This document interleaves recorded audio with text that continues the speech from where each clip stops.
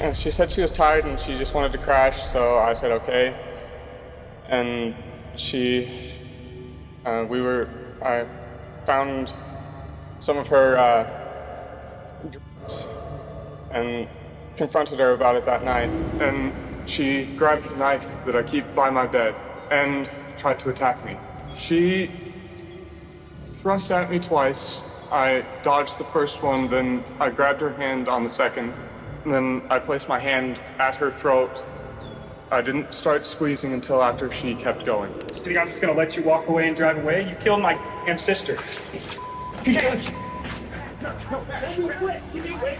Get my phone, it has all this recorded. Call the cops. In the state of Colorado, a tragedy unfolded in 2014 that would shock a community and leave a profound impact on the lives of those involved. Leah Porter, a smart and vivacious 19-year-old woman, vanished without a trace, setting into motion a harrowing chain of events that would ultimately lead to a tragic and chilling conclusion. As her disappearance captured the attention of the public, law enforcement, and her loved ones, one unexpected figure emerged on the periphery of this story: the tarot reader. We will journey into the baffling case of the smart teen who was caught in murder by a tarot reader.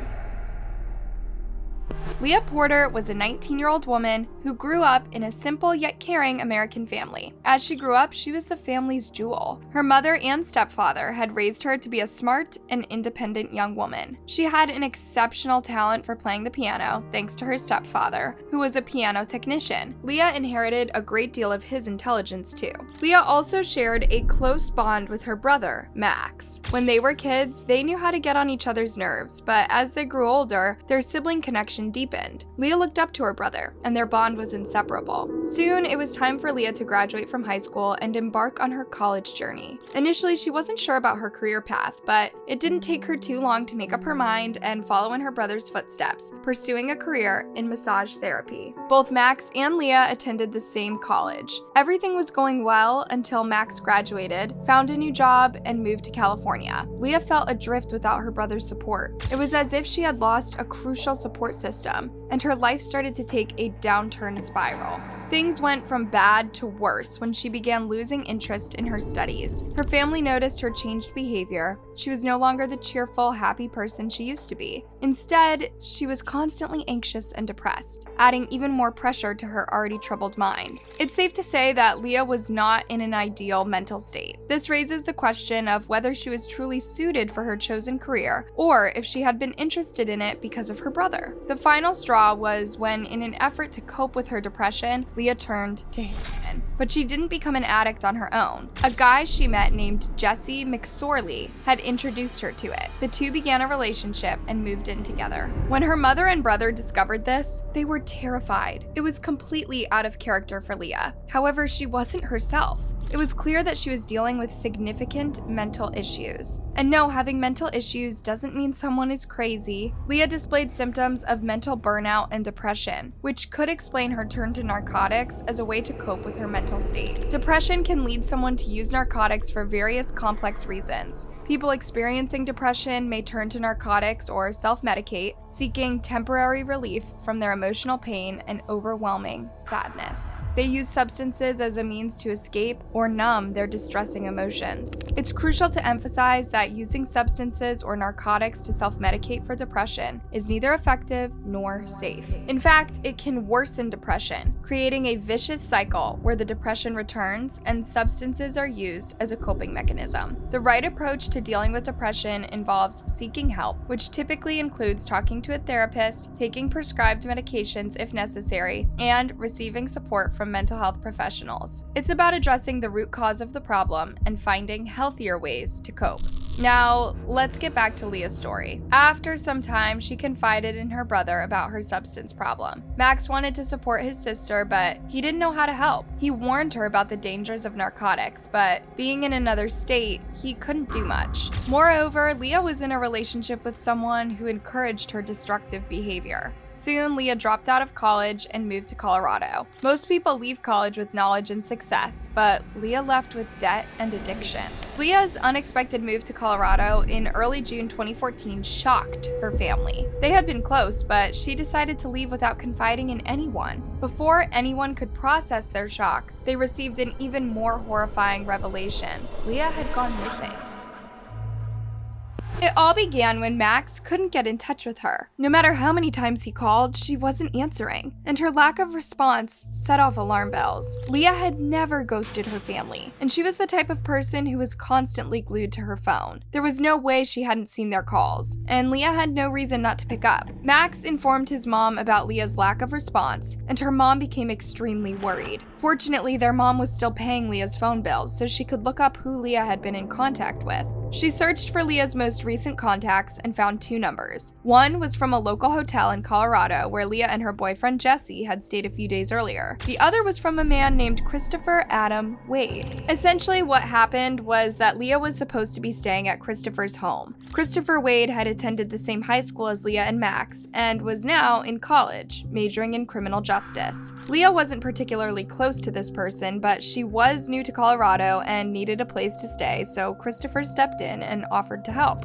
If you're new in town, can't afford a place to stay, and a former classmate offers you a place for the night, you might take that over staying at a shelter with a stranger. So Leah let her guard down and accepted the offer. Armed with this information, Leah's family filed a missing person report. Authorities were informed that Christopher was the last person Leah had contacted, so they brought him in for questioning. They also asked Leah's boyfriend for his statement regarding Leah's whereabouts. Both had the same response. They had no idea where Leah was. However, Christopher was able to provide some information about her before she disappeared. He claimed that Leah left with someone and he hadn't seen her again. This sounded believable enough, but when the investigators asked Christopher about his career, his response piqued their curiosity. I always bring my tarot cards with me. Oh, thank you. Yeah. Cool. Good for you.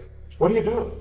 They're used for, I guess the word would be fortune telling. Of course, there's nothing wrong with being a tarot card reader, but it definitely became an unforgettable detail in the case. Investigators also found that Christopher's story didn't make much sense. Why would Leah leave with someone when she was set to stay at his home for the night? Additionally, why did she abandon her car near his apartment? How coincidental could it be that he was the last person to see her before she disappeared? All of these questions prompted investigators to take a closer look at Christopher's statement and to begin shifting the investigation in his direction.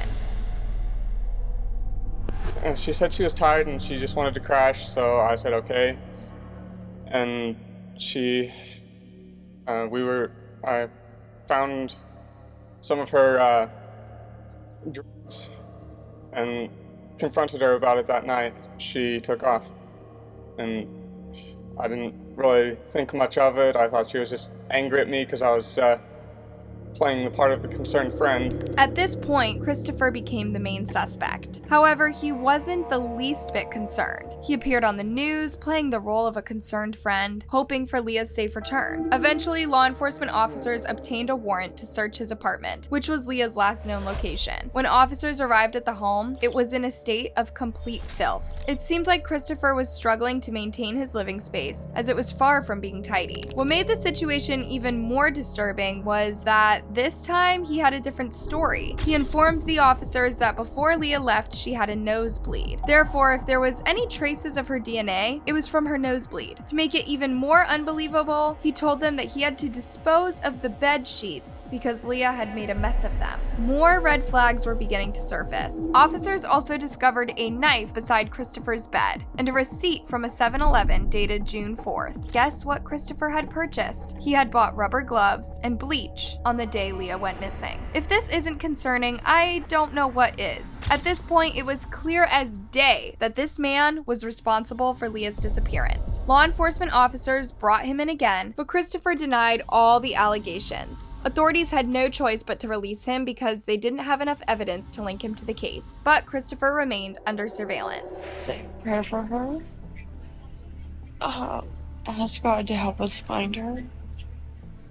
And that will help me. During this time, Leah's family was still desperately searching for her. They desired nothing more than for their daughter and sister to return to them. Eventually, they were able to trace Leah's phone to a nearby dump. Her wallet and belongings were also discovered in the dump, but there were no signs of Leah. While everyone was scrambling to search for Leah, Maxx decided to approach Christopher with a friendly attitude. He had a suspicion Christopher knew more than he was telling about his sister's disappearance and wanted to see if his former classmate would slip up and expose himself. And he was right. Christopher reportedly couldn't keep his story straight, confirming Max's suspicion. If he had been telling the truth from the beginning, there would be no need to change his story. Christopher was definitely concealing something. His mistake of becoming friends with the victim's brother did him no favors. Here's the deal. Law enforcement officers couldn't arrest Christopher due to a lack of evidence. So Maxx took matters into his own hands. Maxx and Jesse, Leah's boyfriend, decided to meet up with Christopher in a city park. At this point, Maxx was close enough to Christopher to know that he was a tarot card reader. Therefore, they asked him to assist them with a reading about Leah to help in locating her. Somehow, Christopher agreed to meet with them, unaware that they were secretly recording him. As Christopher conducted the tarot reading, they pressured him to tell the truth about what happened on the night that Leah went missing. What he revealed next was beyond horrific. I do not know. You know what happened. You have every right to be angry with me for Just tell me that. lying to you. The first part of my story was right. She did text me and asked to come over because she was feeling really depressed. We went out and played video games for a while we were talking. She just paused the game and she kissed me. I stopped her several times and asked her, "Are you sure this is what you want?" She said that was what she wanted, and we kept going. She wouldn't try to sack you, dude. She would never try to do that. Fucking lying sack. I will be turning myself in to the police. You think I'm just gonna let you walk away and drive away? You killed my damn sister. Get my phone. It has all this recorded. Call the cops. After sharing the details with Maxx and Jesse, he assured them that he would surrender himself to the authorities. Overwhelmed by the confession, Maxx punched Christopher before calling 911, prompting him to confess his crimes to dispatch. Maxx said he didn't know what to do, so he called his mom, who was deeply affected by the news. What happened after that? I went across the bridge and then I called my mom and my mom started screaming. Couldn't calm her down. I shouldn't have told her right away. I didn't know what else to do. Renee, what are you calling about? That guy just admitted he killed my daughter. Who's your daughter? Lee Porter. And who killed her? Christopher Wade. Christopher Wade just admitted he killed her. And she grabbed the knife that I keep by my bed and tried to attack me. She thrust at me twice. I dodged the first one, then I grabbed her hand on the second, and then I placed my hand at her throat. I didn't start squeezing until after she kept going. She used both of her arms to push against me with the knife, trying to cut my arm. So I started squeezing on her throat. I thought that her muscles would relax when she went unconscious and that I could gradually move the knife away and let her go and let her regain consciousness. That didn't happen. After Christopher confessed to his crimes, investigators brought him in for interrogation again, and this time he finally decided to tell the truth. He revealed that he had taken Leah's life and disposed of her body in a nearby dumpster. However, he claimed that he had done it out of self-defense because Leah was trying to harm him, a claim that investigators did not believe. In another shocking revelation, it turned out that Christopher had a dark history. This man had served in the military, although not many people were aware of this information because he had never disclosed it. The reason for his silence was his dishonorable discharge, and the circumstances that led to his discharge were even more bizarre. At some point during his military service, Christopher had disclosed to a psychologist that while in high school, he had attempted to break into the homes of some young women with the intention of harming them. He had committed this act twice, but was scared away before he could harm anyone. Consequently, the army decided he had to be discharged. Christopher also made it a point to inform investigators that he decided to confess because the tarot cards had told him that his guilt would destroy him if he didn't confess. If tarot cards could persuade murderers to confess to their crimes, they might deserve a better reputation. In September 2015, Christopher pleaded guilty to second-degree murder, tampering with evidence, and sexual assault charges. However, he later received a plea deal and was sentenced to 48 years in prison, a decision that Leah's family believed was unjust. An emotional day in court for the family of Lee Porter. Today, her killer, Christopher Wade, accepting a plea deal of second-degree murder. Both the first-degree murder and assault charges were dismissed. The search for Leah's remains continue, but they still could not locate her. Her murderer had been brought to justice, but the family still needed to bring her home to find some closure. He got 48 years for murdering my daughter. She has been discarded somewhere. You know, whether he's hidden her someplace where he can go back and visit her, which is truly what my mama heart says. Do you think it was just for Christopher to receive the plea deal, or do you think that he should have gotten a higher sentence? Share your thoughts in the comments. Also, don't forget to like, subscribe, and ring that bell for notifications.